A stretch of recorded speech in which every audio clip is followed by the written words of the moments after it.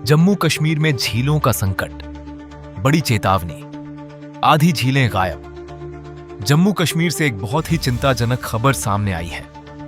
Comptroller and auditor general of India की नई report में खुलासा हुआ है कि पिछले करीब 50 सालों में यहां की लगभग आधी झीलें खत्म हो चुकी हैं।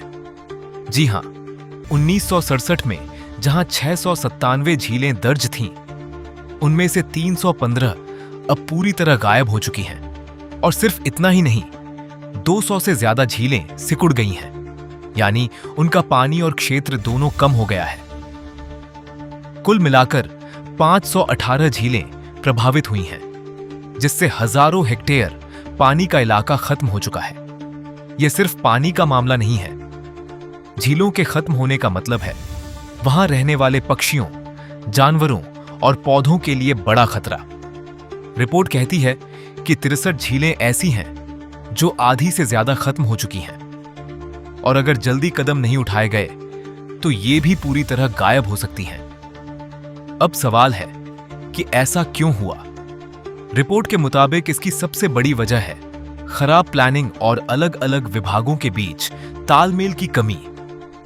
झीलों की जिम्मेदारी कई विभागों में बंटी हुई है, जैसे जंगल विभाग, राजस्व विभाग और कृषि विभाग। ऐसे में कोई एक संस्था पूरी जिम्मेदारी नहीं ले रही, और नतीजा हमारे सामने है।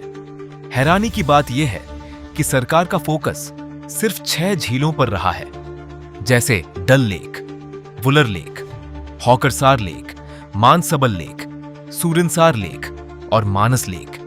बाकी सैकड़ों झीलों के लिए कोई ठोस योजना ही नहीं बनाई गई। यहां तक कि इन बड़ी झीलों पर भी काम अधूरा रहा।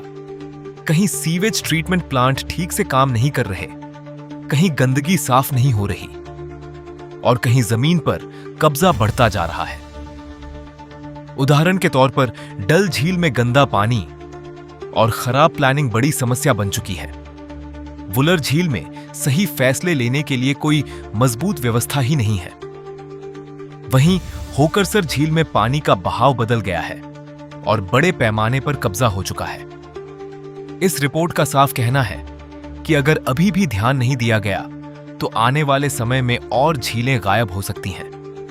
सीधी भाषा में समझें तो यह सिर्फ एक पर्यावरण की खबर नहीं है, बल्कि यह हमारी आने वाली पीढ़ियों के लिए एक बड़ा खतरा है। पानी, प्रकृति और जीवन तीनों इस संकट से जुड़े हुए हैं। अब देखना यह है कि इस चेतावनी के बाद क्या सरकार और प्रशासन जागते हैं या नहीं।